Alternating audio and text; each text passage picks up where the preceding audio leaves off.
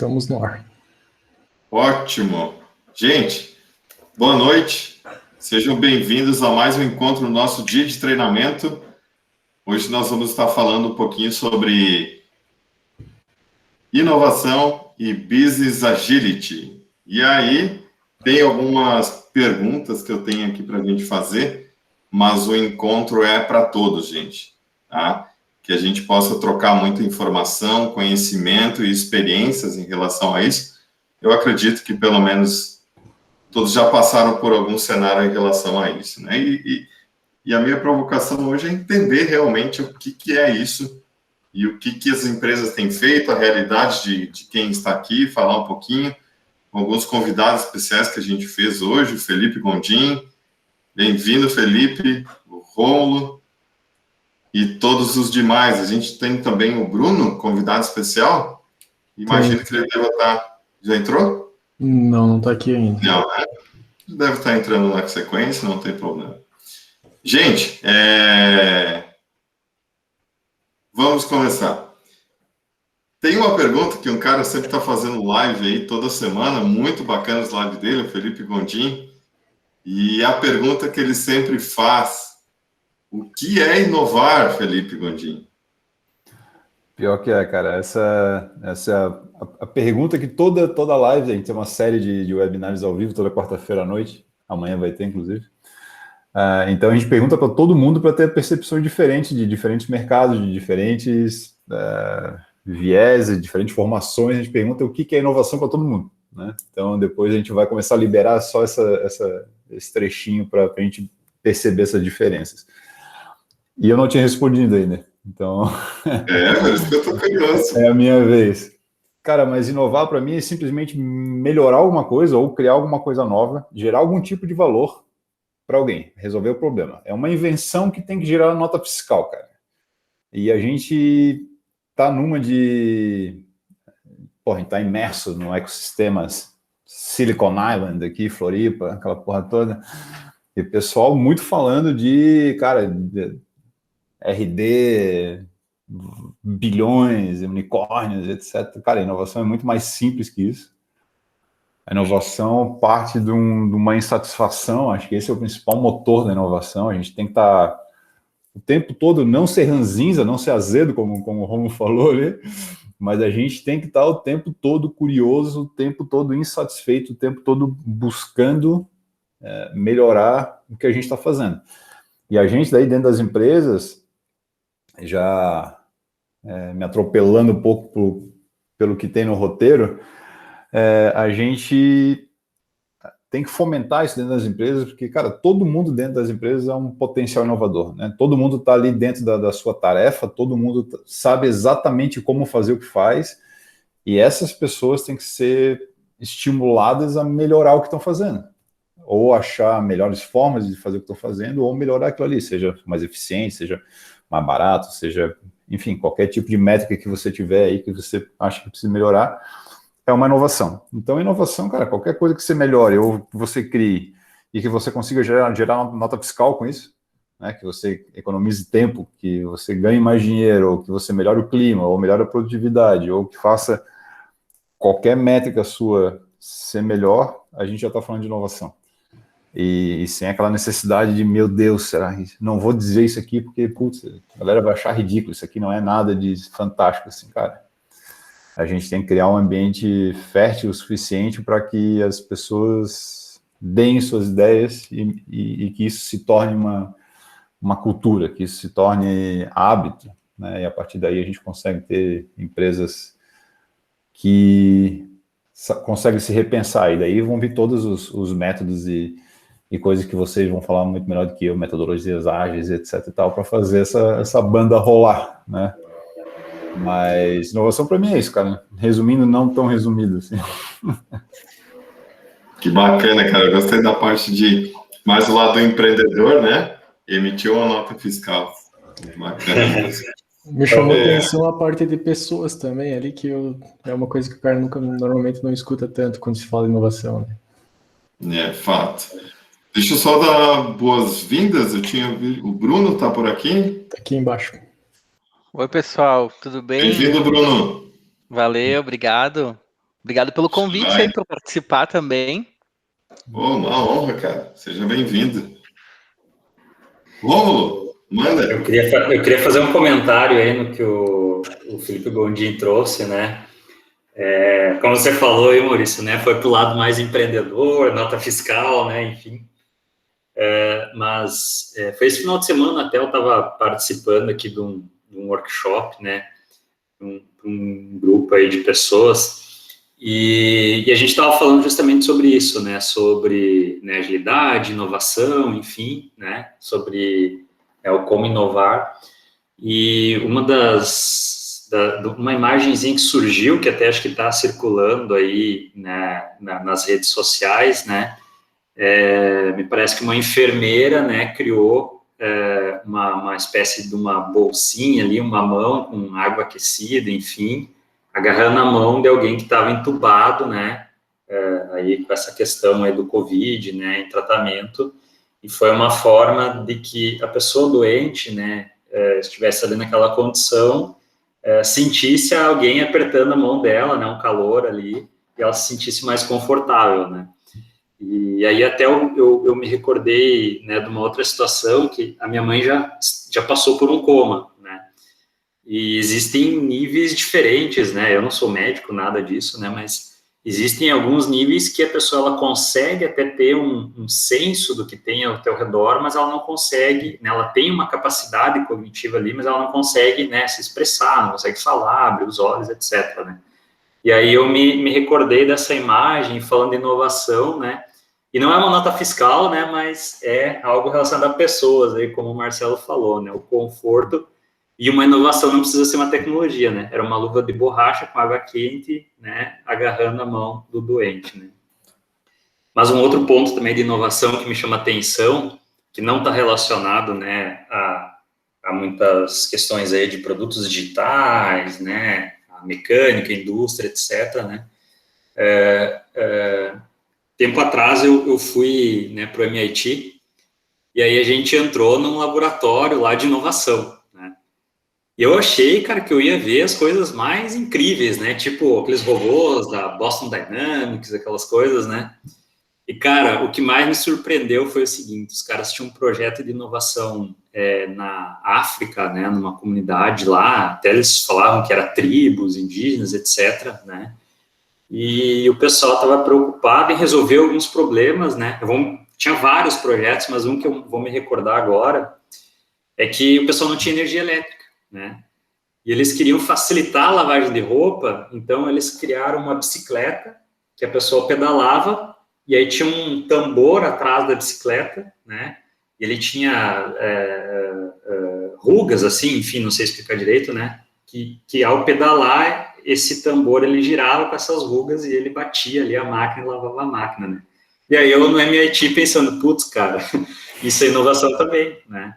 Então, eu queria compartilhar isso com vocês, que às vezes a gente vai lá e viaja lá na Lua, né, imaginando que são negócios completamente disruptivos, né, e às vezes a disrupção para uns pode ser muito diferente da disrupção para outra realidade. Então, só esse acréscimo eu queria fazer.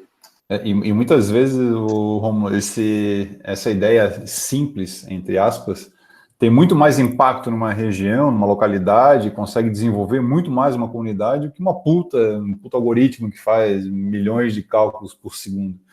E só para esclarecer, a nota fiscal ali é só um símbolo do que gera valor, né? Tipo, sim, por favor, não me achem capitalista aqui que inovação tem que dar dinheiro, não necessariamente. Acho que se a gente deixar a gente feliz, por exemplo, melhorar a pesquisa de clima, por exemplo, já é um tipo de entrega super válida. Eu acho que nesse quesito o Bruno consegue trazer vários tipos diferentes de inovação para nós, né? Com certeza. Eu fiquei ouvindo um pouco as definições e eu acho que inovação ela é uma palavra que cada um tem meio que uma leitura, né? É uma palavra que é difícil tu encontrar uma definição que ela vai ser absoluta, assim. Na minha experiência, dentro da minha história aqui, eu enxergo a inovação não como algo novo, porque eu acredito muito que a necessidade da gente aprender coisas novas, se adaptar, ser criativo, ela faz parte da nossa trajetória, e eu tenho esse discurso porque trabalhando numa empresa que está se transformando, né, uma empresa tradicional como as empresas Randon, que está refletindo, né, sobre quem ela é, sobre o que ela pode melhorar, a gente também precisa valorizar a jornada, a caminhada, né? Então, sempre que eu tenho oportunidade de conversar com pessoas mais experientes, eu escuto essa fala, né, de que esse papo de tecnologia é coisa de jovem, e não necessariamente, né? Então, eu gosto de fazer uma analogia da palavra inovação com transformação, né? Ela exige que a gente se adapte há uma série de coisas que vão acontecendo na nossa dinâmica, assim. E quando eu penso sobre inovação, eu lembro muito de coisas que aconteciam dentro da minha casa, assim. A minha mãe é uma pessoa muito inovadora, né? Que fazia acontecer, que ajudava a fazer brinquedo quando não tinha dinheiro. E eu enxergo nessas pequenas coisas, nessa inventividade, também características inovadoras, né? Então, eu tenho um olhar para a inovação muito relacionado a essas práticas da criação de um ambiente onde a gente trabalha uma competição limitada, uma colaboração ampliada, e acho que a participação e o protagonismo das pessoas nesse debate é algo muito importante. Assim como a gente, quando fala sobre empreendedorismo, né, as pessoas geralmente pensam primeiro numa plataforma, num aplicativo, e eu sempre tenho que dizer, foca no problema, o mundo está cheio de problema para a gente resolver, não fica inventando muito. Eu também tenho essa visão que o Rômulo trouxe, né, de que inovação pode ser muito mais simples do que a gente pensa, né? E eu também concordo com o Felipe com relação à questão de percepção de valor, né? Então acho que a gente está super alinhado assim dentro dessa visão conceitual. O que eu acredito muito, até pela minha formação, eu sou profissional da área de recursos humanos, né? E trabalho com inovação hoje, é que as pessoas precisam ter o seu potencial, né, de desenvolvimento, de capacidade estimulado. Porque eu acho que por uma série de coisas, dificuldade de acesso, oportunidades limitadas, dificuldade até de construção ou de debate, como a gente está fazendo aqui, acabam limitando o que as pessoas enxergam que elas são capazes. Eu acho que a gente precisa, dentro dos ambientes, dentro dos times, dentro das nossas atividades, não só garantir a atenção das pessoas, que é algo mais difícil do que parece, né? Porque a gente está hoje a todo momento recebendo inúmeros estímulos, mas também mostrar, né, trazer esse debate de que a opinião de todo mundo importa sim, de que todo mundo tem condições de contribuir sim, de que esses assuntos que a gente, né, torna como a tecnologia é um assunto emergente. Eu trabalho aqui, né, e estimulo as pessoas para olharem questões ambientais, comportamentais, porque as questões tecnológicas, elas batem na gente mais rápido, mas tem uma transformação gigantesca, né, falando sobre novos comportamentos, sobre consciência. Então eu gosto muito de debater outras esferas além da tecnológica, né, que às vezes elas passam até desapercebidas nesses debates que a gente tem oportunidade de fazer. Não sei se eu não tenho filhos, né? Tenho só primos, afilhados, mas se vocês conviverem com qualquer criança hoje, eu já tenho um chip diferente, né? E não é um chip, é um sistema operacional mais focado em cuidado, mais focado em colaboração, e isso vai trazer muitos reflexos para a nossa sociedade. Então, eu enxergo a inovação como uma transformação constante.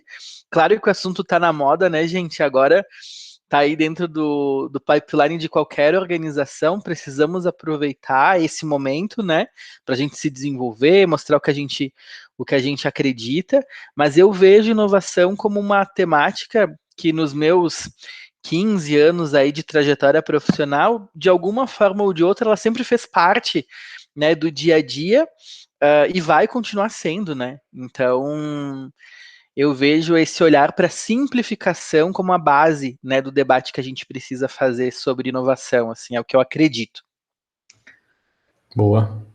E olhando para outros setores, outras coisas fora da tecnologia, às vezes tu faz links incríveis com várias coisas.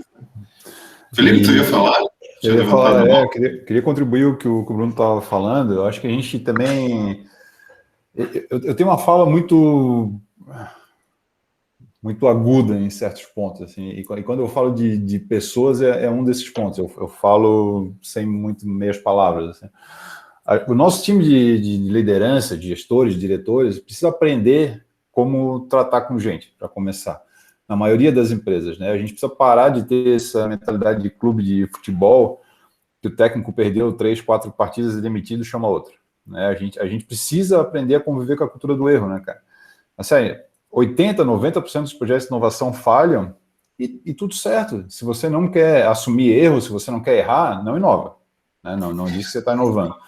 Então, a gente tem que preparar o nosso time e dizer para eles que, cara, assim, tá aqui o processo, estão aqui as ferramentas, está aqui toda a formação que você precisa.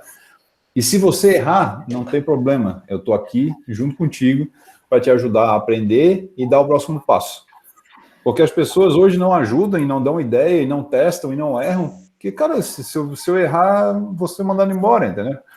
Então, assim, cara, por que eu vou colocar o meu emprego em jogo se é só eu fazer o que eu preciso fazer aqui e tá tudo certo?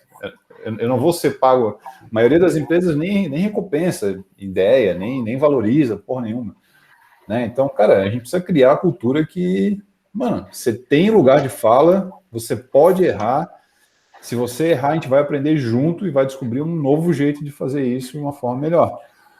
E a gente tem um estereótipo, porra, do inovador tá sentado dentro de uma salinha de vidro, a gente não pode nem dar comida para os caras, porque os caras estão ali inovando, né? Tipo, não fala com eles, porque eles estão ali inovando.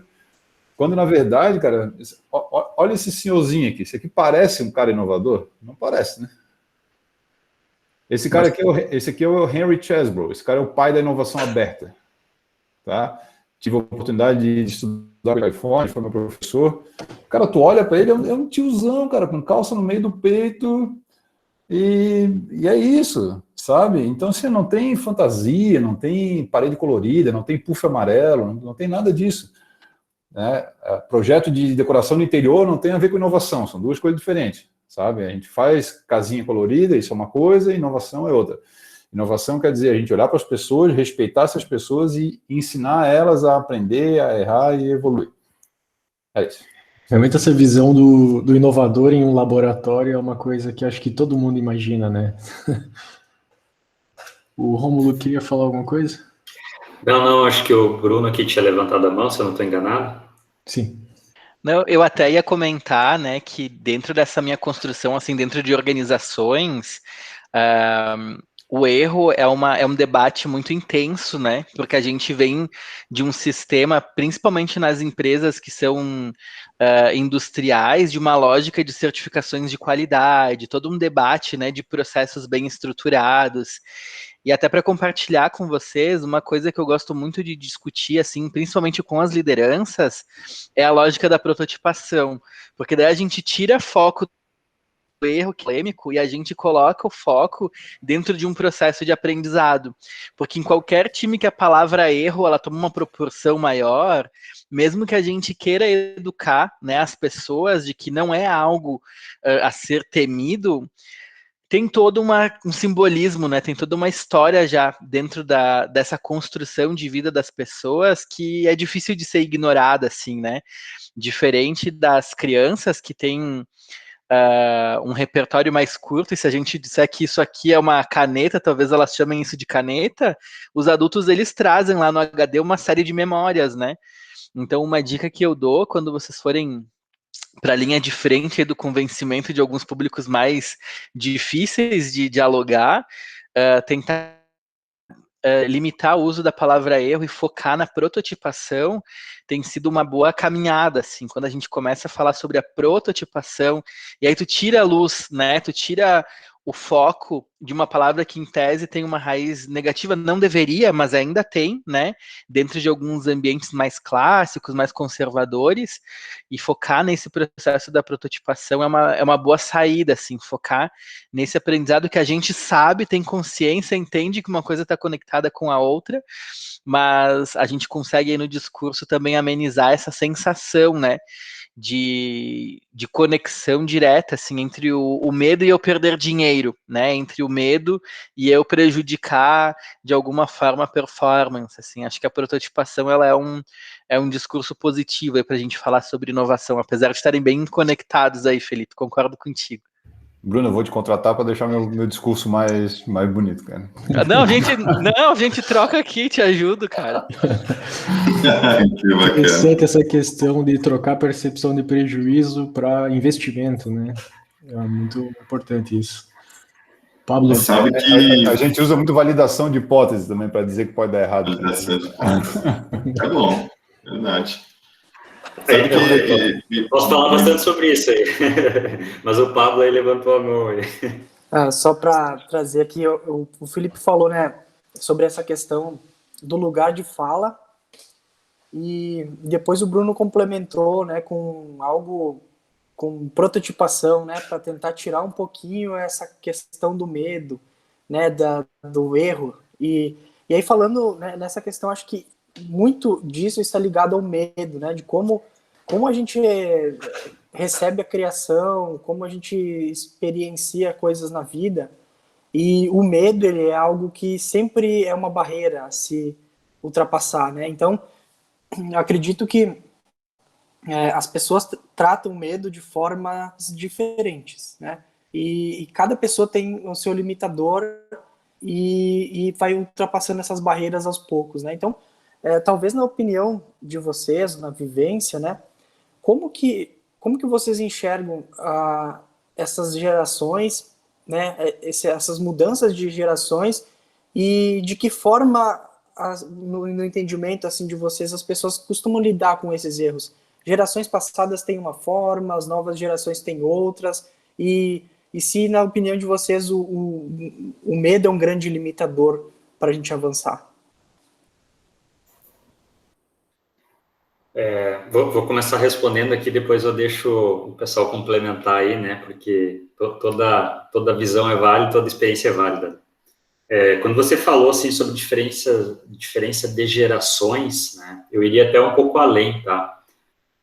Eu acredito também que, inclusive, a diferença de culturas, né, como eu trabalho aqui numa empresa que acaba, né, hoje tendo escritórios em diversos lugares do país, a gente consegue perceber diferenças relacionadas a também essas, vamos chamar aqui, regiões, né, dentro do Brasil, e obviamente vai ter também, né, por aí afora, né, mas existem, né, aquele estereótipo, por exemplo, do americano, né, que ele é um cara totalmente pragmático, é um cara que sempre vai querer fazer toda a gestão de risco ali para evitar o erro, né? Mas a gente consegue enxergar essas diferenças, né? Aqui voltando para o meu discurso, inclusive dentro do Brasil, né? Onde alguns são mais abertos a errar e aprender, espírito empreendedor, né? Enquanto que outros se punem, né? Acham, né, que é muito feio errar, é muito ruim errar, né, e principalmente, assim, eu tenho percebido, né, por exemplo, a cultura aqui mais sulista, né, o pessoal se pune mais ao errar, né, enquanto que tu enxerga aqui a cultura ali do sudeste, né, o pessoal enxerga o erro como um aprendizado de uma forma um pouco mais fácil, né. E eu acho que a tendência também, né, das gerações, até o que foi falado aí pelo Bruno, né, de, isso é uma caneta e vamos em frente, não é feio errar e vamos em frente, né, enquanto que quem pegou essa, vamos dizer assim, essa cultura do não errar, né, sem dúvida nenhuma vai ter uma dificuldade maior, né, mas hoje, né, eu tenho enxergado aqui cada vez mais, né, olhando até para o aspecto da agilidade, né, que é a área aqui que eu estou mais inserido, né, errar, né, aquele jargão, né, o fail fast, né, cada vez tem sido mais exercitado, né, em todos os momentos onde a gente usa o desenvolvimento da cultura ágil, né, usa técnicas aqui de gestão ágil, né, enfim. Então, eu acho que a gente vai encontrar diferentes maturidades, né, de aceitar o erro, tanto em empresas diferentes, né, às vezes até em setores diferentes, quanto até, né, em lugares um pouco mais amplos, né, como regiões, que foi o que eu comentei, né. Isso é um pouco de um mindset cultural, né, que a gente cada vez mais aí tem que estar exercitando e trazendo essas novas formas, né, de olhar para a evolução, né, nas organizações, para a vida pessoal, né. Então é aquela história, né, eu não errei, né, milhares de vezes para fazer determinada coisa, né. Acho que tem até uma frase aí de alguém que inventou, não sei se foi a lâmpada, o que foi, né, mas eu descobri milhares de vezes, né, o como não fazer algo, né, então agora eu já sei. Então o errar é aprendizado, eu acho que é esse exercício que a gente tem que fazer, né, e, como se diz, né, quem não erra não aprende, né, então a gente precisa errar para aprender e é isso que faz, né, o ser humano aí evoluir. Então essa é a minha percepção, né, dando um panorama aqui da minha ótica, né, em relação a essa pergunta que tu fez, Pablo, né, e também o meu mindset em relação a isso.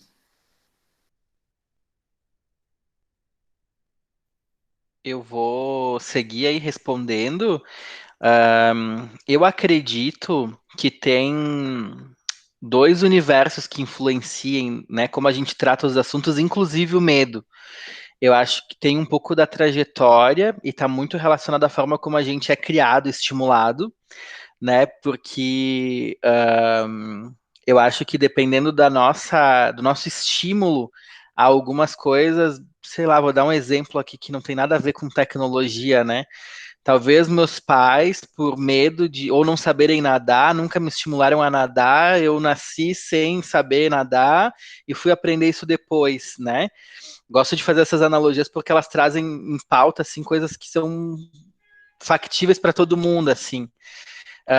E eu faço essa analogia também para o mundo organizacional, né? Se eu construir a minha história dentro de uma organização com pouca tolerância ao risco, com pouco estímulo, com lideranças que são pouco ousadas, eu acho que tudo isso reflete também no quanto a gente vai ter essas características, né?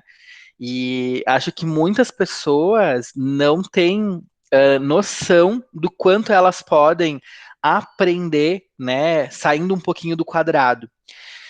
E acho que tem um reflexo do nosso sistema educacional, tem um reflexo de uma geração inteira que a gente já formou de profissionais numa escola mais clássica. E quando eu falo assim sobre essa questão do chip, da questão geracional, eu não acredito muito nesse debate geração X, Y, mesmo sendo de RH, eu conheço jovens. Fala, técnica. Rodinha. Eu entendi que ele estava indo no mesmo caminho aqui, né, que são os estímulos, né, às vezes regionais, né, da organização que fazem moldar, né, a nossa visão, né. Opa! Aí, voltou. Caí.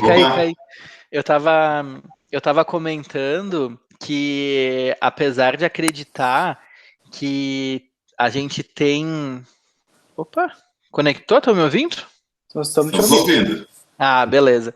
Não, eu estava comentando que nessa questão geracional, a gente tem. Não é uma unanimidade, né? Eu acho que quando a gente faz esse tipo de classificação, eu conheço profissionais jovens que são analógicos ou pouco antenados à tecnologia, assim como eu conheço pessoas muito experientes que têm mais juventude, mais energia do que eu, né? Que admiro, inclusive, por conta disso. Então eu acho que tem muito a ver com a história que cada um tem. Acho que a gente deveria ter um programa assim público, terapia para todos, porque eu acho que ajudaria muito, né, no destravamento de alguns limitadores que a gente tem. E eu acredito também nessa questão ambiental, sabe? Por isso que eu gosto muito de participar desse tipo de fórum, porque a gente sempre consegue ter, né, trocar percepções, aprender, saber de um assunto novo. Então, eu vejo isso, assim, muito a história de cada um, quanto essa pessoa foi estimulada, foi influenciada a descobrir, experimentar coisas novas, e também essa questão ambiental, porque uma pessoa que foi que cresceu ou que ela vive num ambiente, né? Vou jantar com os mesmos amigos, eu vou nos mesmos lugares, o meu grupinho de WhatsApp manda as mesmas notícias dos mesmos portais. Ela acaba criando uma própria limitação de enxergar o mundo, assim. Então, eu vejo esses dois universos. Quanto mais a gente puder incentivar as pessoas, estimular a aprender coisas novas, e também criar ambientes mais participativos, mais diversos, acho que a gente vai ter pessoas mais ousadas, mais arrojadas, mais criativas, e diria que é disso que o mundo precisa, sabe? A gente está vivendo aí um cenário polarizado, né? Muito nós contra eles, uns contra os outros, e, gente, não importa isso. Se a gente não se abraçar, ninguém vai resolver os nossos problemas, né? Então eu acho que tem uma questão assim de construção de convívio que a gente ainda precisa aprender a fazer, assim, é isso que eu acredito, assim, para tratar não só o medo, mas vários outros limites também. Valeu. Eu vou fazer coro aqui o que o Rômulo e o Bruno falaram. Eu acho que a questão da criação é fundamental, né? Eu fui criado, meus pais são vivos, mas eu fui criado pela minha mãe desde que eu tinha 1 ano e meio, e minha mãe, quando ela se separou, ela tinha 21 anos de idade, né? Ou seja, uma criança criando outra criança, né? E a gente em casa, cara, basicamente, assim, eu vinha com uma colherinha chamando de avião, e ela não dizia que não era, ela dizia que era mesmo, entendeu? Então, hoje, olhando para trás, e daí tem a história do Steve Jobs, que a gente só consegue conectar os pontos ligando para trás, quando eu chego em algum lugar e questiono o modo de ver as coisas, ou questiono o status quo, que é a nossa tagline na Disruptive Academy, eu faço isso de um lugar que me sinto muito confortável fazendo isso, porque eu aprendi a fazer isso desde sempre. Desde sempre. Eu fui criado por uma pessoa que, cara, assim, ó, filho, você pode ser o que você quiser ser, entendeu? E se você acha que é isso, faça ser isso, entendeu? Se consegue ganhar dinheiro com isso e tá entendendo que é assim, vai em frente, sabe? Então, assim, isso de a gente não criar essas amarras mentais, sem dúvida tem um quê de criação gigantesco, né? A gente é criativo desde que nasce e a gente vai deixando de ser criativo, né? As amarras, você, ó, fulano, não senta assim que isso não é coisa de menina, não faz isso porque não sei o quê, não fala isso porque, não, sabe, você vai sendo podado e colocando dentro de caixinhas, assim, que quando você chega com 20 anos de idade, cara, você não sabe o que você é. Você não tem personalidade nenhuma, sabe? Então isso é muito complicado. E daí, quando chega dentro das empresas, o que me ajudou muito foram momentos simples, mas de extrema valia, que era de estar num local como esse, pessoalmente, né? Antes pessoalmente, agora online aqui, mas a gente escutando as histórias dos outros, entendendo o movimento do outro e contribuindo com a nossa visão e aprendendo com a visão do outro. Sabe, teve muita empresa, cara.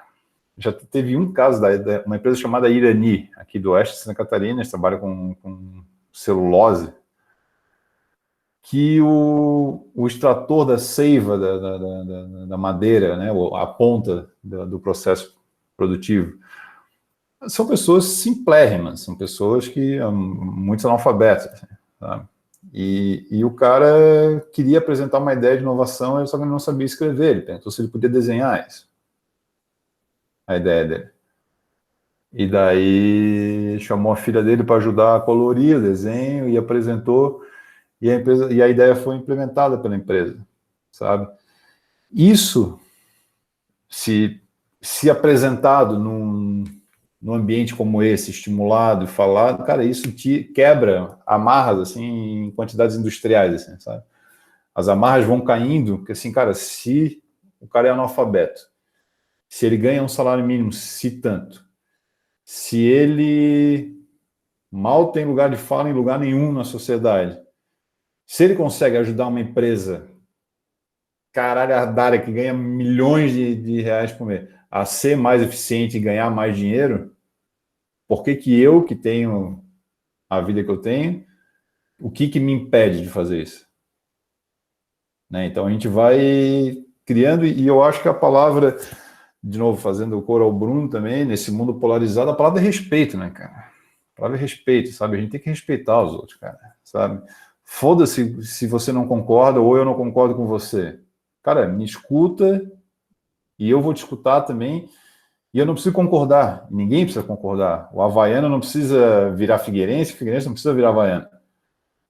Eles só precisam entender que, cara, que é só um jogo, entendeu? E tudo bem. E abrir uma cerveja e tomar cerveja junto e tudo certo. Sabe? Então a gente precisa ser mais humano no final das contas. Boa. Essa é a parte importante aí. Eu concluo que a inovação faz parte da sobrevivência do humano quase já, né?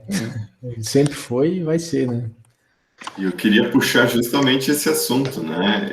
Eu digo que a gente inova todos os dias, todo momento. Eu estava lembrando aqui, por exemplo, desde quando, sei lá, lavo louça. Pô, eu vou encontrar uma maneira diferente de lavar louça, uma forma mais rápida, mais ágil, sei lá o que eu vou fazer. Mas vou tentar fazer alguma coisa diferente, né? Eu estava vendo aqui agora, cara, no nosso Google Meet, quem é que foi que deu essa ideia de erguer e abaixar a mão, colocar um botãozinho para isso? Pô, do dia que saiu? Foi alguém que deu um palpite lá e disse, pô, vamos botar uma mãozinha ali? Como é que foi isso, né? Então, dando sequência aqui no nosso assunto, eu lembro de ter ouvido algumas vezes, né, que a gente está muito na era de simplificar. Então, a gente chegou talvez num ponto onde as coisas estão tão complexas que a gente precisa, calma, tira a coisa, simplifica, né? Isso talvez seja inovar também. Estava pegando aqui também, no histórico, a gente estava falando um pouco de gerações e o quanto, de repente, um tempo atrás, se era tomado decisões com intuição, né? Baseada totalmente na intuição, né?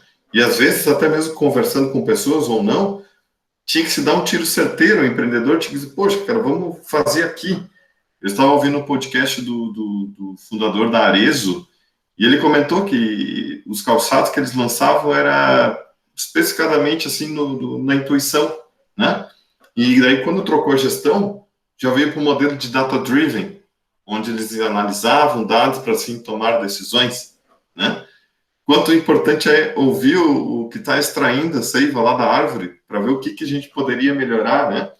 Enfim, para mim a opinião é que todos nós somos inovadores, né? E até mesmo fazendo menção ali com o nosso título desse evento, que eu coloquei ali, ou sua empresa está crescendo ou ela está morrendo. E eu lembro de ter falado com membros de conselho de uma grande empresa, e dizendo, cara, eu fazendo parte da inovação, dizendo, tudo bem se a gente matar o teu negócio aqui e criar um outro negócio novo? E ele assim olhou, sim. Cara, o negócio dele tinha 70 anos já de existência, né? Então, quanto o medo que vocês falaram também é complicado. O cara disse, meu, eu ganhei a vida fazendo isso, agora tu vem falar que quer matar meu negócio? Né? Como assim? É difícil, né? Talvez gera o medo da mudança. A mudança, o desconhecido também sempre gera muito medo, né? Vocês comentaram bastante de pessoas, de inovação, e também com o título sobre Business Agility. E eu queria entender um pouquinho o que é esse conceito para você de Business Agility. E o que é diferente de inovar? Como é que é?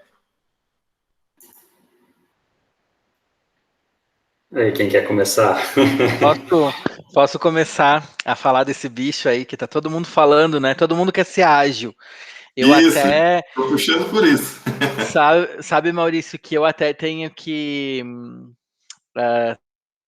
ter um pouco de paciência, assim, de resiliência nessas discussões, porque eu acredito que os gestores, quando vêm conversar comigo, eles falam assim, meu time tem que ser ágil, então vamos implementar agilidade na segunda, na terça tá todo mundo treinado, na quarta não tem mais problema na empresa, né? Porque daí ela é ágil. E... Não é assim, Bruno. Bom se fosse, né, gente? Implantar, né? Implantar agilidade. Você vai ali, Não, instala. chegou na área, Maurício, colou uma cartolina branca e a agilidade tá rolando, né? Vamos emitir nota fiscal, né? Eu acho que tem uma quebra de paradigma quando a gente fala sobre agilidade, porque acho que em todas as organizações existe um planejamento, né? As entregas, elas são estruturadas nos projetos de roadmap de projetos, tombamento de estrutura, implantação de ERP, melhoria de processo. Sempre existe um planejamento e esses cronogramas, num modelo tradicional, eles levam um prazo um pouco mais extenso para a realização, né? As empresas tinham um mindset de planejar para as coisas não darem errado e criavam um mega cronograma com validações, teste no ambiente paralelo, gestão da mudança, toda uma parametrização para depois subir isso para produção. E acho que com o aprendizado que as empresas de TI trouxeram, essas entregas elas serem fatiadas em fases, a gente ter entregas semanais, quinzenais, esse processo de aprendizado ele está virando uma coisa banalizada e ela leva esse nome de metodologia ágil, né? Eu acho que ela é muito importante, eu acho que tem ferramentas muito úteis, mas a gente precisa estudar bem a aplicação disso nas realidades, porque ela envolve, na minha visão, uma discussão estrutural. Uma estrutura ágil, ela nem sempre é a mais barata. Então, numa empresa que está querendo fazer mais com menos, a entrega ela é mais rápida, mais consistente, mas não necessariamente mais barata. Então, tem um debate para se acontecer e eu enxergo algumas questões culturais e estruturais para ela dar certo. Acredito muito no modelo. Eu acho que para estruturar uma área de produtos, para surfar no digital, acho que tem várias áreas onde são possíveis aplicações. É possível fazer aplicação. Eu não vejo isso sendo aplicado em todas as áreas, em todos os processos. Acho que tem alguns processos transacionais que eles precisam ter uma outra batida, tem algumas áreas que tem um outro, vão poder se apropriar de algumas ferramentas, mas não vão ser um squad. E eu realmente acredito que é uma transformação que veio para ficar, né? Eu acho que esse debate com relação à velocidade, à urgência, essas entregas intermediárias, ele já toma conta, né, do dia a dia, assim, nas companhias. Acho que é um debate que vai se intensificar principalmente por uma questão de concorrência, né? O mercado está fazendo as coisas cada vez mais rápido e todo mundo precisa fazer isso, mas eu acho que tem alguns mitos ainda, né, relacionados a isso, e acho que tem muita gente que está querendo fazer sem entender exatamente a importância, né, dos rituais de alinhamento, da cadência, a autonomia que esses times precisam ter para conseguir performar com agilidade, a relevância, né, desse processo de alinhamento, desenvolvimento, correção de rota, que são coisas importantes para se fazer dentro da estrutura ágil. Mas acho que é uma tendência que, eu nem diria que é uma tendência, acho que já é uma realidade, acho que é algo que vai dominar a pauta de uma grande parte das organizações. Acho que quem ainda não está discutindo está mais para morrendo do que para crescendo, né? Acho que é super relevante, mas acho que precisa ter essa criticidade, assim, né? Eu vejo gestores me procurando desesperados para debater o assunto e, assim, cara, a área de compras não vai ser a primeira área a ser ágil, né? Tem que ter uma discussão antes estrutural de algumas coisas, né? A central de atendimento não vai ser ágil, gente. Então tem algumas aplicações que elas caem meio que no senso comum, assim. Então acho que é um tema super relevante, super importante, mas que a gente precisa começar a mostrar o quanto ele agrega valor, o quanto ele traz resultado nas áreas certas, focar em produto, trazer esses retornos, um squad multidisciplinar olhando para o cliente, trazendo insights, informações de mercado, mas não é para tudo. Acho que tem para cada dor um remédio, né? Eu acho que a agilidade não é um problema que vai resolver todas as dores de uma organização, mas com certeza vai dar uma fortalecida na musculatura para a corrida ir mais longe. Legal. Eu queria complementar aí o Bruno. Agilidade é um tema, assim, que eu sou apaixonado, né? Eu acho que tem alguns mitos, né, na agilidade que eu acho que é importante deixar claro, né, que, por exemplo, o fato, né, de você sair, né, de um modelo mais burocrático e ir para o ágil, não quer dizer que você vai ganhar em velocidade de entrega, tá? Às vezes você pode, sim, ter aqui um modelo tradicional, né? E veja bem, a gente associa burocracia com, né, coisas demoradas, mas não é isso. A burocracia tem uma outra, né, uma outra definição, né? Mas vamos lá. Vocês acham que usar agilidade para fazer leis seria um caminho? A gente pode ir testando, né, a lei com o povo, pegando feedbacks e resolvendo? Não é tão trivial assim. Então, o modelo mais tradicional é mais adequado. Então, você está correto, Bruno, em falar, cara, agilidade não é para tudo, né? Mas o importante é a gente ter equilíbrio. Daqui a pouco, a gente fazer, né, técnicas ágeis para estabelecer, né, o conceito daquela lei, para estabelecer a redação daquela lei, né, pode ser um caminho, né? Mas aí, indo, né, mais para o tema que você trouxe, né, Maurício, o Business Agility, ele não é o ágil em time, né? Ele não é o ágil de times, né? Vários times, ele é a agilidade em negócio, né? Então, só para explicar que o histórico, né, quando lá atrás, né, tinha o Sutherland e outros, né, criaram o Manifesto Ágil, né, naquela época, e se diz aqui, né, que existem, né, 3 ondas da agilidade, né, naquela época se falava em ágil para times, né? Então, se usava Scrum, né, surgiu o Kanban, entre outros aí, né, e isso é o ágil para time, né. Depois, né, foi visto que, acho que mais ou menos ali por volta de 2007 em diante, por aí, o pessoal assim, putz, cara, mas eu preciso fazer mais, né, eu quero mais estruturas dessas, né, e aí começou a se pensar, né, a ter vários times ágeis e alguma forma de se alinhar, né, e hoje, né, mais recentemente, sei lá, uns 4 anos atrás, 5 anos atrás, talvez, que entrou essa pegada do Business Agility, né?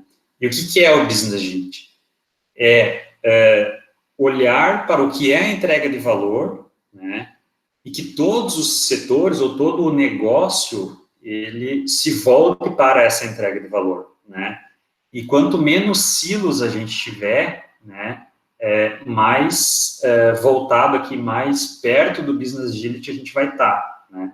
Mas não é o silo do TI ali que a gente está falando, do dev que desenvolve, que passa o bastão para a infraestrutura. Não é esse silo que eu estou falando.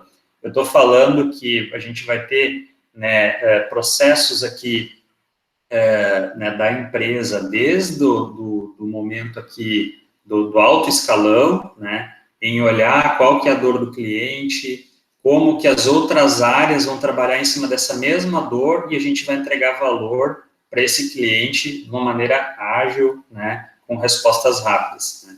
Então, isso é Business Agility, né? Não é olhar para times, escalar times e aí fazer uma outra camada e se alinhar e achar que a gente está sendo, né, que a gente está, né, nesse conceito de Business Agility, né?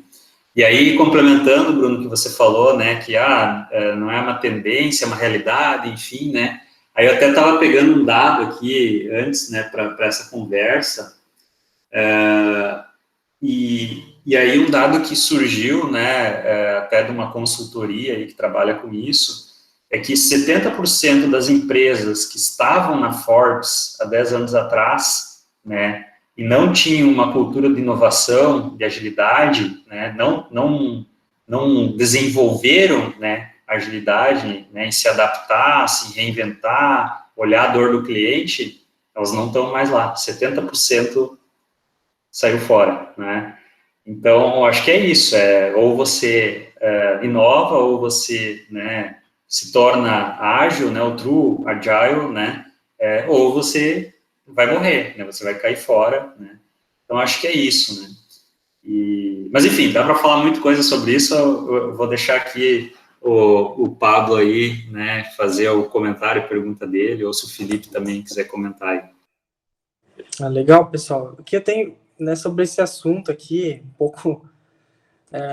pouco assim, uma visão, né? Eu acho que, né, tu falou aí, Romulo, silo, né? Eu acho que a primeira coisa, né, falar de agilidade no negócio, as pessoas estão lá olhando para o seu umbigo, tá? Primeira coisa, né? O pessoal está olhando para o seu umbigo e quer falar de, pessoal, vamos ser ágeis. Primeiro, tem que parar com esse negócio de olhar para o seu umbigo e cada um querer correr para o seu lado para resolver o seu. E aí, pô, vamos ser ágil. Aí se reúne lá no grupinho de 1 hora para ver, pô, o que a gente vai fazer para ser ágil? Vamos falar de ferramenta. Pô, ferramenta, pessoal, ferramenta é o meio, não é não é como a gente vai fazer aquilo. E o porquê que a gente está se reunindo, né? Então, o pessoal faz isso, se reúne lá para discutir que ferramenta que vai usar para ser ágil, e aí termina a reunião, cada um sai para o seu lado, dando tiro para todo lado, e se matando, né? É a mesma dinâmica do caiaque lá, né? Que leva, pô, os gestores vão lá no riozinho, remar o caiaque junto, pô, gostei desse cara. Aí volta para dentro da empresa, estão lá com uma faca, né? E um revólver na mão, e tiro que vai para todo lado. Então, eu acho que começa por aí, é quebrar esses silos, mas não é derrubar, assim, é ter que enterrar o silo, não pode ter o silo, né? Para poder fazer a coisa acontecer. As pessoas têm que se enxergar e os times têm que se enxergar com uma coisa só, né? Quando a gente puxar a corda todo para o mesmo lado, que a gente não fizer força contrária, a gente vai conseguir avançar. E no sentido de não ter esse preconceito, essa situação de querer apontar o erro sempre pro colega, para outra área, a gente buscar soluções, primeiro no que a gente está fazendo de errado, antes de apontar o dedo para o lado, para frente, para trás, né? Então, as pequenas mudanças, elas começam no indivíduo, que aí a gente consegue expandir para um pequeno grupo, e aquele pequeno grupo, criando esse consenso e essa forma vamos dizer assim, de ver as coisas, de se posicionar diferente, acho que a gente consegue avançar. Porque tem muita gente que fala, reclama, né, que aí tem muitas formas de se posicionar, né, mas tem aí tem o Baby Johnson, né, que é muito conhecido também, que reclama de tudo, mas não oferece solução nenhuma, né? Então, tem os reclamadores de plantão, assim, cara, reclama de tudo, mas tá aí, cara, o que tu oferece? Não oferece nada. Ou muitas vezes você joga uma pergunta no grupo e aí tem um monte de cabecinha balançando, assim, ninguém fala nada, sabe? Então, é muito isso, assim, pô, cara, tu quer fazer algo diferente, tu tá tendo oportunidade, então vem aqui, se posiciona, mas não só para reclamar, para dizer como é que a gente vai fazer diferente, como é que tu vai contribuir, qual é a tua parcela do negócio para sair desse status quo e fazer algo diferente, né? E não apontar o dedo para o outro, mas sim o que eu posso fazer para modificar essa situação e não ficar naquele discurso de aqui sempre foi assim, nós vamos continuar porque não dá para mexer e tudo mais. Enfim, eu acho que tem muito isso, assim, na minha opinião. Legal, legal. Ô, Felipe, eu vou deixar a vez aí para ti, como eu já acabei de comentar, vou deixar para ti aí. Legal. Eu acho que tem algumas teorias complementares da inovação que ajudam muito esses assuntos que a gente está falando. Eu acho que talvez a principal delas dentro desse recorte é o job to be done, né? A gente entender o que a gente está resolvendo na prática. Tem muita empresa que eu vejo querendo acelerar ou querendo reagir, ou querendo se adaptar, mas indo em direção a uma parede, assim, sabe? Não sabe exatamente para onde é que está indo. Que nem o Bruno falou ali, e o Pablo também. A primeira coisa é contratar uma ferramenta. Vira uma gambiarra da porra, sabe? Ninguém mais adere a nada. A galera já tem 7, 8 ferramentas para gerenciar, daí você põe mais uma lá dizendo que é a solução da lavoura e termina de cagar tudo, porque não vai funcionar. Então a gente precisa ensinar os times e a gente mesmo ter essa meia-culpa de entender qual é o problema, né, cara? De observar, de olhar para o... Porra, eu preciso pendurar um quadro, beleza. Para pendurar o quadro, eu preciso de um furo, para fazer o furo, eu preciso da furadeira, beleza. Mas daqui a pouco, cara, você não precisa de repente um furo para pendurar o quadro. Você precisa, sei lá, daqui a pouco tem uns ganchinhos adesivos que você vai lá e coloca. Beleza? Então você não precisa da furadeira, da ferramenta. Você pode resolver isso do outro jeito, muito mais fácil, muito mais barato, muito mais eficiente, sem fazer sujeira. E que qualquer um consegue colar um negocinho. Porque, cara, você tem um problema a ser resolvido. a gente já falou sobre isso hoje, qual é o problema?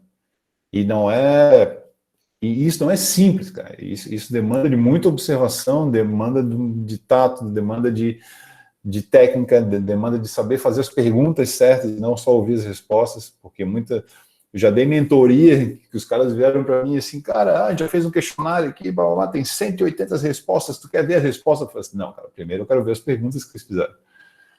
Porque dependendo das perguntas, não serve de nada ser 180 respostas, entendeu? Porque vocês estão perguntando validação do que... Acho que deu uma piscada aqui. Vocês estão perguntando, tentando validar o que vocês já pensam, ou vocês realmente estão preocupados em entender o que tá acontecendo? Né? Então, e isso é um vício nosso, né? De a gente ter uma opinião e montar perguntas para que as respostas validem o que a gente já pensa. Isso é um problema. Já me peguei diversas vezes fazendo isso. E é muito complicado porque a direção do trabalho que a gente está tomando, a gente vai se adaptar ou vai acelerar no caminho errado. E cara, se é ruim a gente andar devagar, é muito pior a gente andar rápido no caminho errado. Concordo. Eu até queria comentar aqui um pouco do que você estava falando, né, da ferramenta, da furadeira para fazer o furo, enfim, né? Às vezes acontece, né, aquela história, né, de que para quem tem martelo tudo é prego, né? Sai martelando, ou, né, só sabe fazer um furo, né? E por isso que é tão importante, né, quando a gente se concentra na dor, né, do cliente, na dor, enfim, né, quando eu falo cliente, não quer dizer que seja só uma relação, né, de comércio ali, né, mas no cliente eu digo aquele que está sofrendo a dor, né, aquele que está sendo impactado, né, e você envolve, né, outras pessoas que têm experiências diferentes, né, isso vai fazer surgir, né, o ganchinho que é adesivo, né, e não só o martelo para bater em cima, né. Então, isso também é um ponto importante, né, às vezes a gente não fazer as perguntas que eu já sei o que eu quero responder, né, mas fazer as perguntas que vão fazer eu pensar, né, em qual que é a saída e a resolução dessa dor, né. Eu acho que isso é um ponto bem importante. O Pablo tinha comentado uma coisa, agora me deu um branco aqui, eu ia falar em cima do que ele tinha trazido, mas, enfim, eu queria trazer alguns exemplos, né, sobre essa questão, né, eu faço, né, o que eu tenho que fazer e não eu faço o que precisa ser feito, né. A gente já pegou situações, né, precisamos implantar agilidade, né, e o pessoal estava usando aqui, levando para o mercado de TI, né, usando o Scrum para atender né, uma operação de missão crítica, né.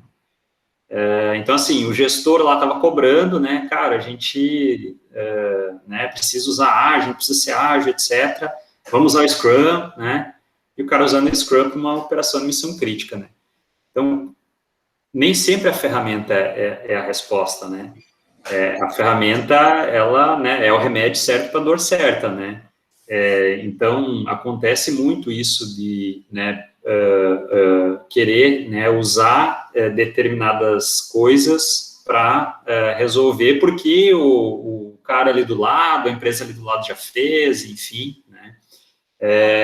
Ou uma outra situação que também que a gente pegou foi o seguinte: a gente recebeu vários feedbacks que a gente precisa melhorar esse processo, né, mas a gente recebeu esses feedbacks de uma camada hierárquica aqui da organização, né?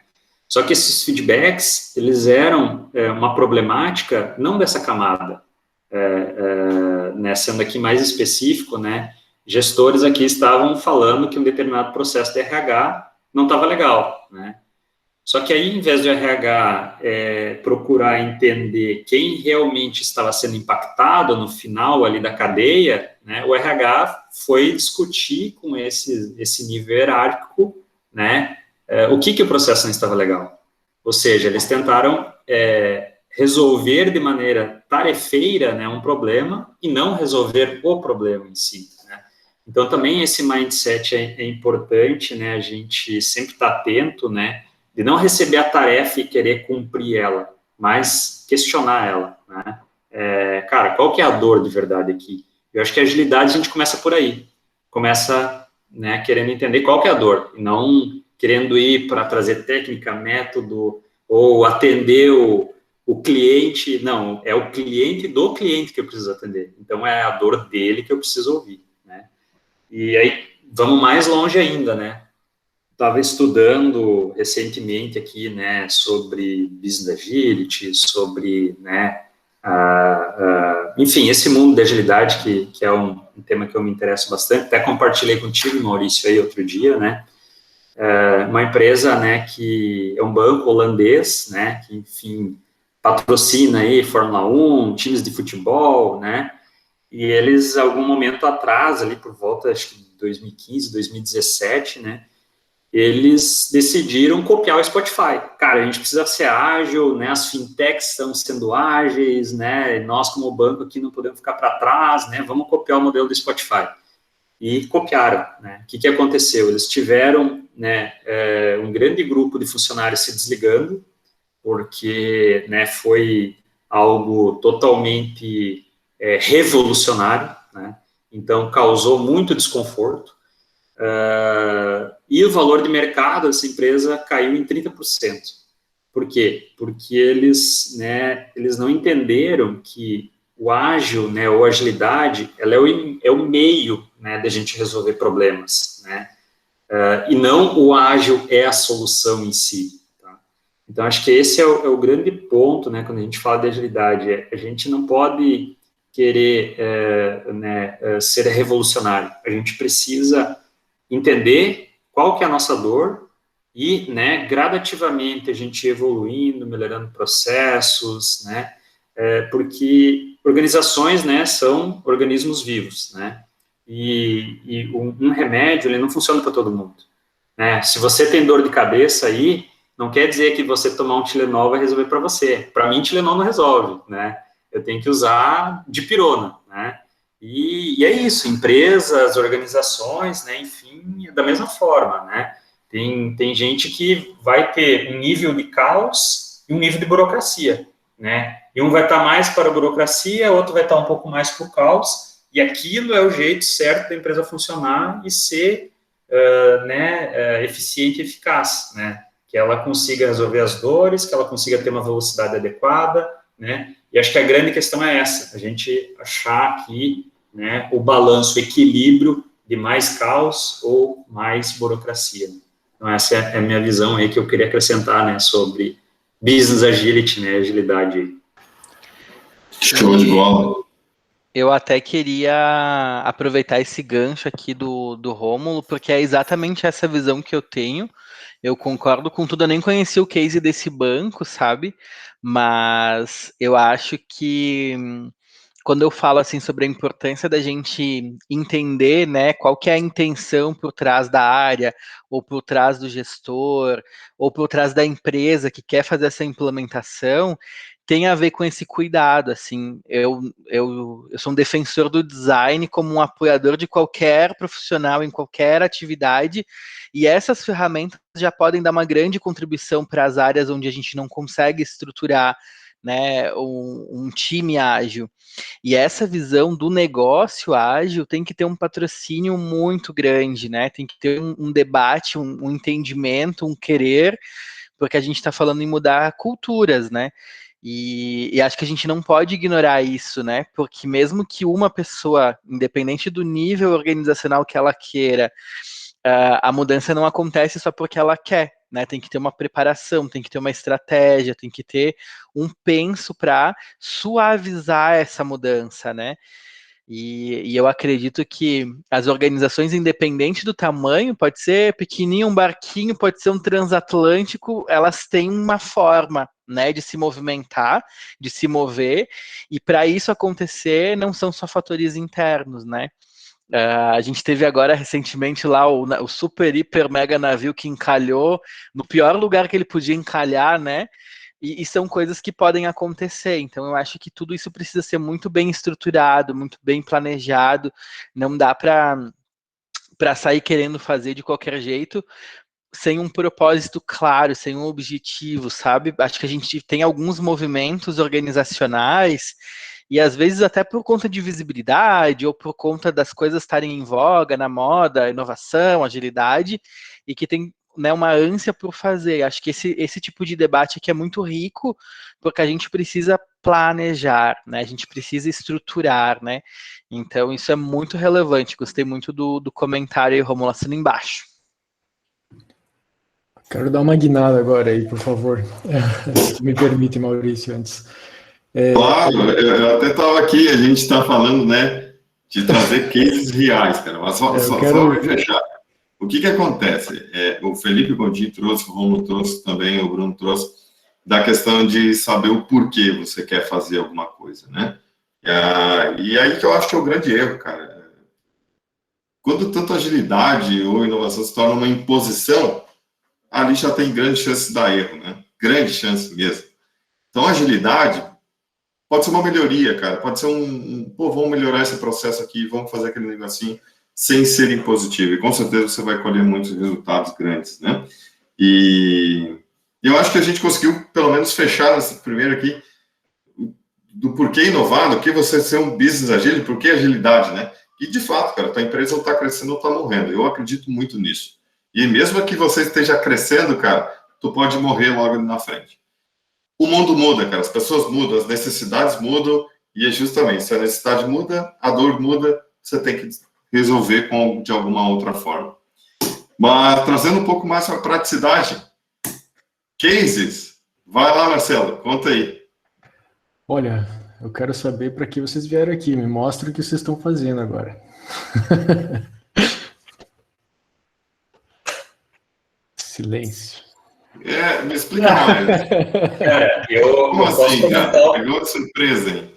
Eu, na verdade, assim, né, por questões aqui, né, vamos dizer assim, de diretrizes corporativas, eu não posso, né, citar nomes e, né, falar aqui abertamente, né, mas eu posso trazer alguns cases, sim, de maneira que, né, que vocês podem ludicamente imaginar o que pode ser, né, a empresa, né. Mas, enfim, a gente tem cases, sim, que a gente pode compartilhar, né? A gente tem cases aqui de indústria farmacêutica, onde a gente está trabalhando, ela tem, né, uma estrutura totalmente tradicional, processos tradicionais, né? E o mais bacana nesse case é que a gente também está numa evolução aqui de tecnologias disruptivas, né? Mas tirando a parte aqui de tecnologia, né, que eu acho que não é tanto a questão aqui, a gente está num trabalho de produtização, né, de trabalhar e desenvolver produtos de uma forma, né, a usar técnicas, né, e métodos ágeis. Então, a gente está usando Design Sprint, tá? Design Sprint, Lean Inception e Product Backlog Building, tá? Para trabalhar com a construção desse produto, falando aqui de frameworks, né, e técnicas, né. Nós também utilizamos, né, nessa indústria, técnicas de team building, tá? Por quê? Essa indústria farmacêutica, ela tinha muito separado aqui as suas áreas, né. Então, eu faço isso, eu faço aquilo, a minha área é responsável por aquilo, né. O nosso, acho que um dos pontos essenciais desse trabalho, né, para a visão da dor do produto, foi tirar esses crachás, né. A gente usou aqui técnicas de team building para que as pessoas deixassem de ser, né, a galinha que está dando ovo e passassem a ser o porco que está dando bacon, né. E não é o time da empresa tal, da consultoria tal, né, ou a setor tal ou área tal, né. Então, dos grandes ganhos, eu acredito que foi fazendo essas técnicas, gerar empatia, né, descobrir o problema junto, descobrir formas diferentes, né, de resolver aquele problema junto, e não, né, aquela história do gato preto com olho castanho, e o outro enxerga que o gato preto é o gato preto de olho verde, e o outro enxerga que o gato preto tem a pata branca, né? Então, a gente conseguiu alinhar qual que era a visão do tal do gato preto, né? Que era o problema aí. Então, esse é um case que eu acho que é bem legal de comentar, né? Temos outros mais aqui rodando também, né? Como... Só para dar um contexto do tamanho para a galera aí, para entender, né? Então, você está falando da Compasso UOL, é a maior empresa de software da América Latina quase hoje, né? Está entre as maiores, tá? Eu acho que não é a maior, né? Mas está entre as maiores. Se for olhar o grupo, em termos de digital, eu acho que tá assim, nesse nível, né? E vocês, além de inovar internamente, levam a inovação para clientes, entram dentro da empresa e montam células de inovação também, né? Exatamente. A gente hoje tem duas ofertas, tá, Marcelo, assim, que a gente, né, coloca no PPT, vamos chamar assim, né? Uma oferta é da construção de produtos digitais, né, que seria, né, usar essas técnicas e esses métodos que a gente tem gente bastante especializada para fazer. E eu não estou falando da tecnologia, né, estou falando da ideação de produto, de ciclo de vida de produto, essas coisas, né. Essa oferta, né, e a gente tem uma outra oferta que é a transformação cultural, que aí sim, né, a gente fala, né, de diminuir silos, de estabelecer processos, de mapear o fluxo de valor, a cadeia de valor, né, e trabalhar a agilidade em cima disso. Né. A gente tem essas duas ofertas no PPT, que uma é transformar processos de organização e a outra é trabalhar em cima, né, de um produto digital, né, de construir ele usando essas técnicas, né, mais ágeis, mais atuais, né, de produtização, tá? E aí tem muitos outros cases aí que a gente está trabalhando também, né, mas eu vou deixar espaço aí para o Bruno e para o Felipe aí que também comentar. Só uma última pergunta, normalmente é a empresa que procura vocês querendo inovar ou é vocês que internamente plantam a semente? São das duas ou três formas, tá? E por que é duas ou três formas? Uma, às vezes, a gente foi convidado para atuar, ou né, um fornecedor de tecnologia, e a gente, né, abre o caminho, né, esse time de tecnologia, né, tem o seu gestor, e ele falou, a Compasso tem essa oferta também, e a gente é convidado para apresentar, né? A gente, às vezes, é indicado por alguém que a gente já fez esse trabalho para uma outra empresa, essa empresa nos procura, tá? Então, também tem situações assim. E a terceira forma, né, é quando um parceiro da Compasso, né, a Compasso hoje tem parcerias com a AWS, com Google, né, Microsoft, entre muitas outras, né, mas a gente tem um modelo de oferta que a gente lançou globalmente com a AWS, né, que é uma inovação aqui, né, de cloud computing, que utiliza, né, o nosso modelo de trabalho ágil para implantar, tá? E até foi anunciado para o mercado, tem press release divulgado, enfim, tem depoimentos, né, de clientes nossos, como a Natura, etc., né, que está falando aí desse nosso modelo, né? Muito fundamentado em métricas, né, de performance, e técnicas, né, aqui de agilidade para a gente, né, tentar resolver problemas e dores, né, mas não necessariamente ser mais veloz. Né? Acho que isso é importante se dizer. Boa. Felipe, você quer trazer algum caso para nós aí? Cara, a gente trabalha muito como Rômulo. Eu só não estou dentro de nenhuma empresa específica. Eu sou contratado pelas empresas para ajudar a lidar com tudo que a inovação pode fazer por elas, desde uma palestra, desde um TED Talk de 20 minutos até um programa de inovação de 1 ano, acompanhando consultoria pesada, assim. A gente ajuda empresas a montar laboratório de inovação, a treinar os times, a dizer para o pessoal, cara, quais são as métricas que você tem que acompanhar, o que se deve esperar de tipo de investimento, que tipo de profissional você tem que contratar, etc. E a gente, ao longo do caminho, encontra dores comuns, né? Eu acho que as principais delas a gente passou por hoje, né? A gente passou hoje por elas. O primeiro é entender o problema que você está resolvendo, né? E aí a gente vai a gente tem cliente que é usina de cana-de-açúcar, por exemplo. Cara, o que esses caras... Assim, é sério, acontecem coisas que... É lógico que a gente não vai abrir aqui para manter a seriedade da conversa, mas acontecem coisas inimagináveis na ponta, né? Coisas que se você nunca consideraria aquilo ali um problema até você ir visitar e conhecer a operação e observar e só parar num canto e ficar olhando como é que os caras trabalham, etc. Então, cara, coisas das mais difíceis, das mais diferentes, de novo, desde celulose, usina de cana-de-açúcar, muita empresa de tecnologia, aí sim já entrando na parte de agilidade, processo de mentoria pesada, mas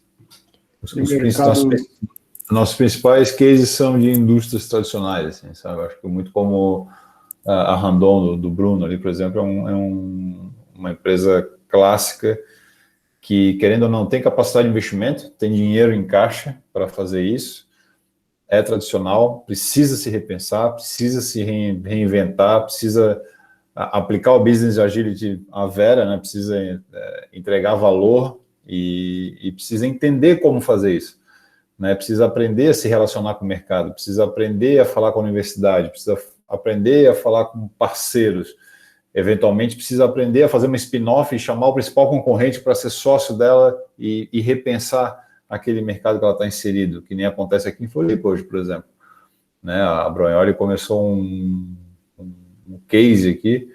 A Brunholi é a principal imobiliária, acho que talvez do estado aqui, né? Eles começaram uma iniciativa que o Maurício fazia parte, inclusive, e criaram uma spin-off chamada Refera, que hoje está recebendo aporte da Ibagi, que é a outra principal imobiliária do mercado, e as duas viraram sócias numa spin-off da primeira, né?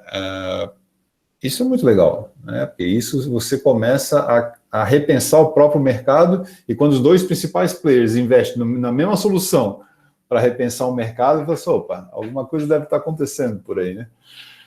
Então, e coisa boa, né? E coisa boa, né? Então a gente ajuda essas empresas tradicionais a encontrarem esse caminho e quebrarem aquelas barreiras que a gente estava falando lá no começo, né? Do medo, da falha e não sei o quê.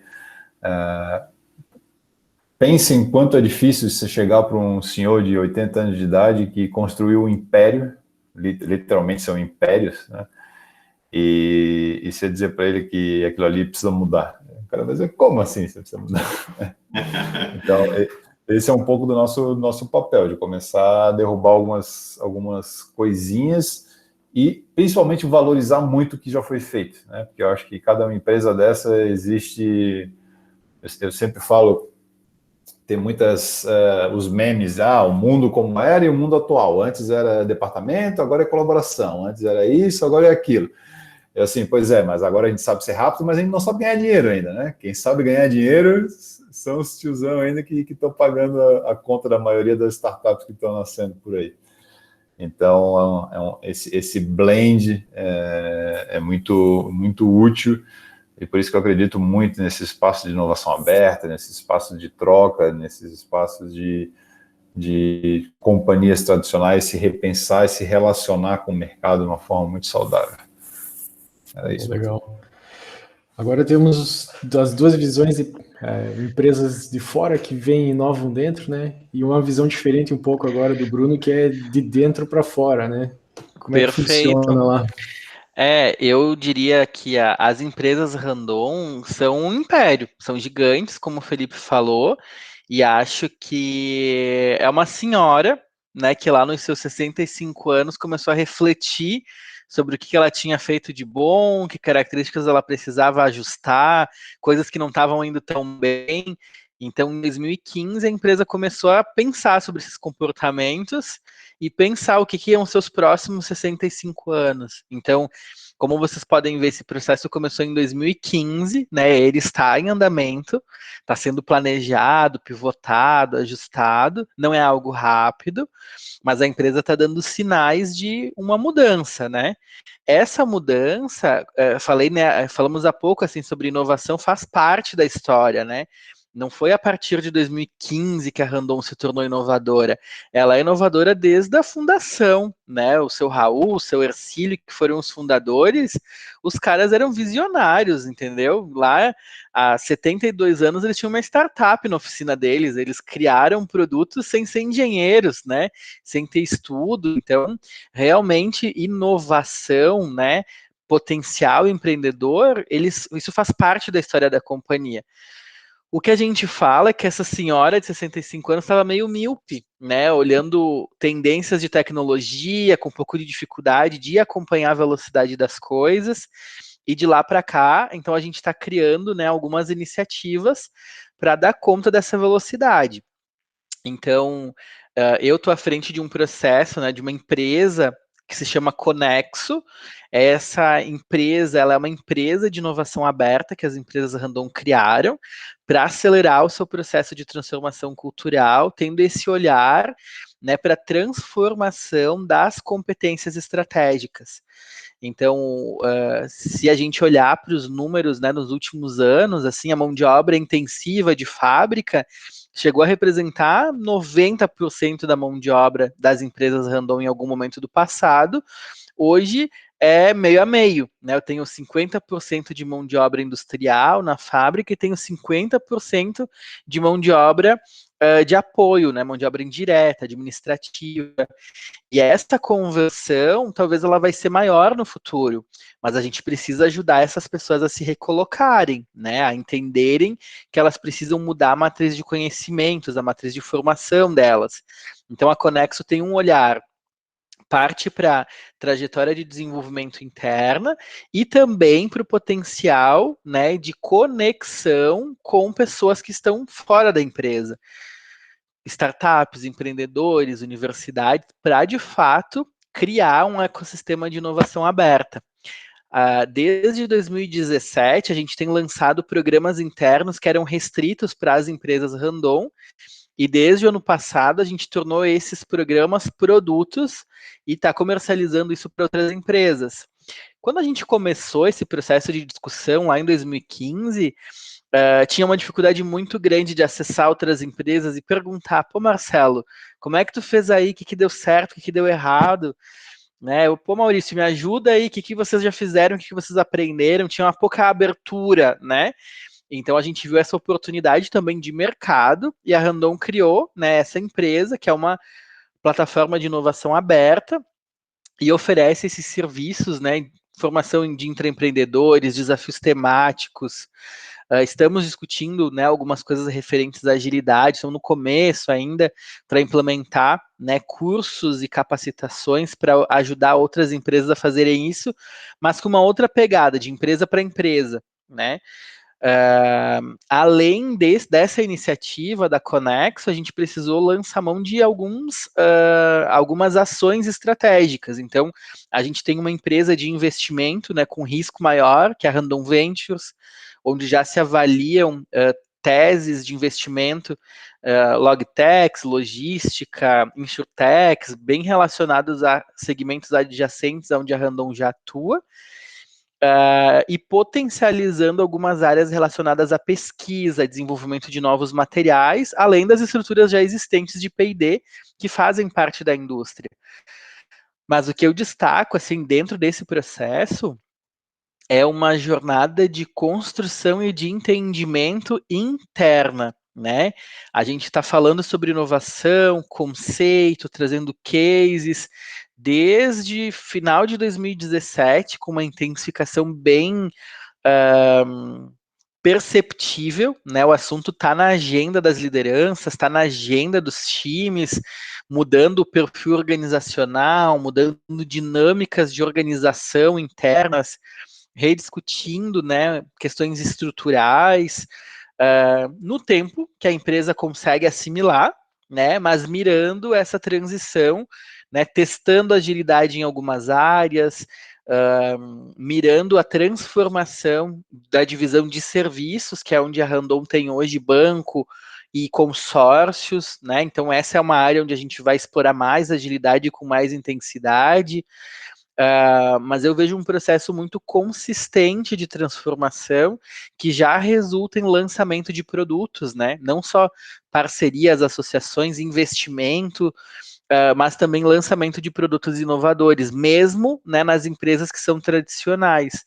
Cito aqui o ESIS, por exemplo, que ele é a incorporação de uma tecnologia da Fórmula 1 no implemento, né, para ajudar que o implemento também tracione, poupando aí combustível, poupando o custo total do produto, que é uma informação muito relevante para o nosso cliente, né?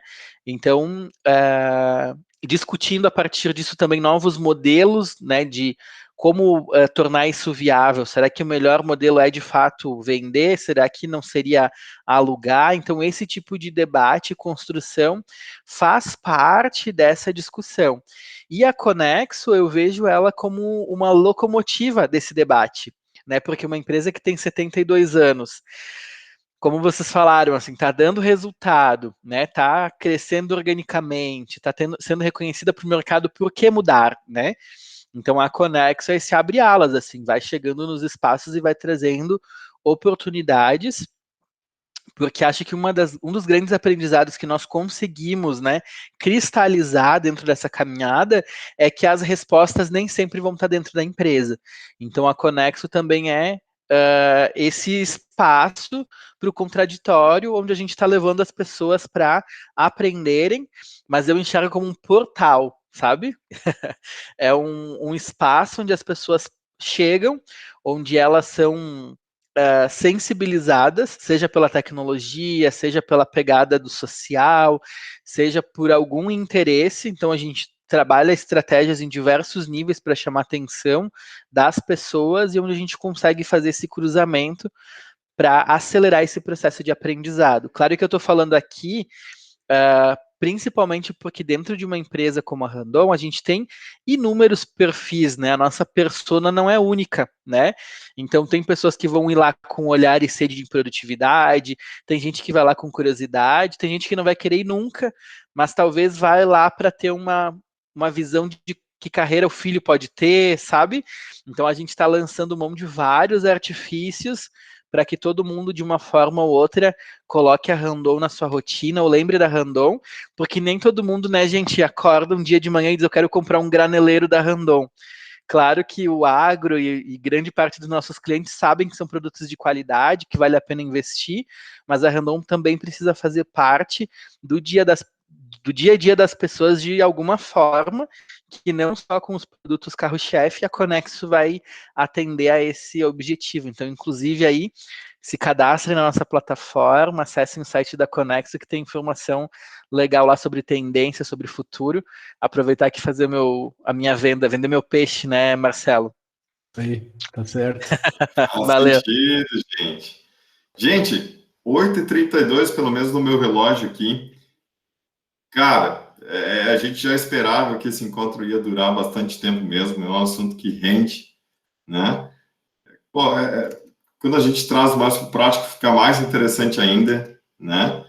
E uma mensagem que eu captei aqui de tudo isso que foi dito, né? Então, inovar o business agility ou agilidade não é colocar nome bonito em cargo, função, não é a gente colocar post-it na parede, não é a gente adotar ferramentas, metodologias ou framework. Então, entendeu que não é também importante, né?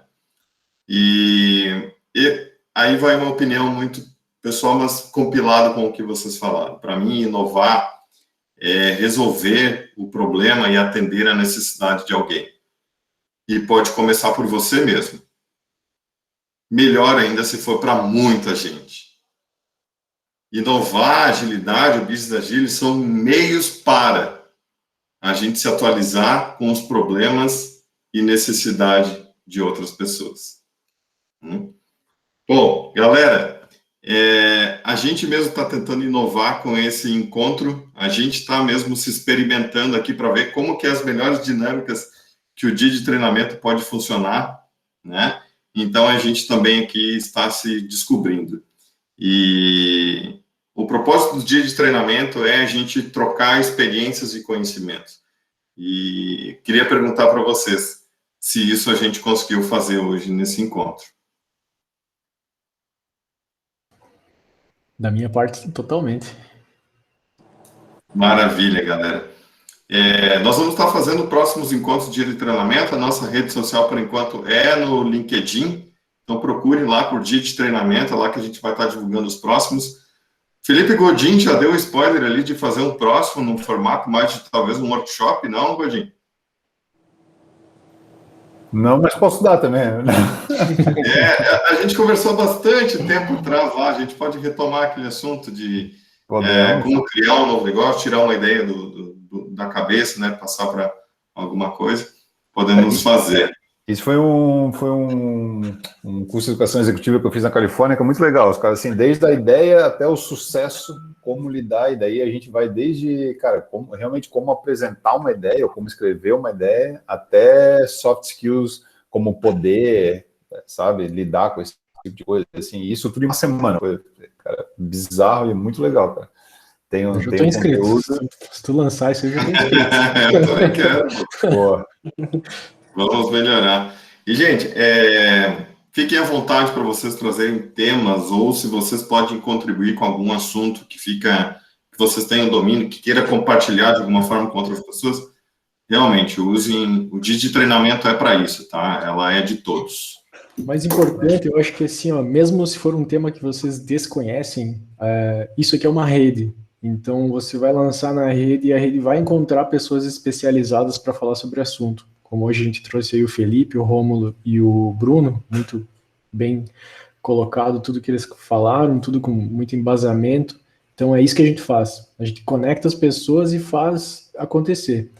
Então, qualquer tema, qualquer assunto, a gente bota na mesa. A gente está, inclusive, até discutindo dias de treinamento finanças, dias de treinamento organização pessoal, essas coisas que estão, talvez, desligadas, mas quem sabe lá no meio vai acontecer alguma coisa que liga tudo, né?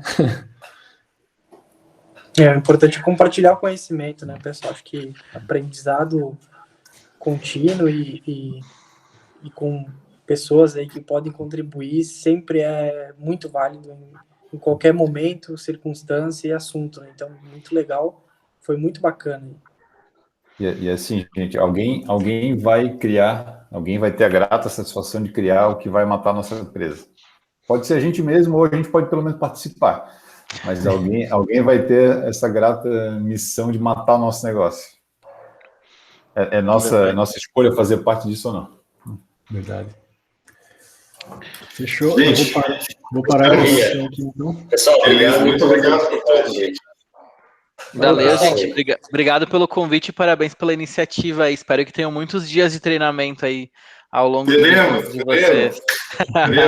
Valeu, gente. Valeu, pessoal. Obrigadão aí. Até mais. Sucesso. Tchau.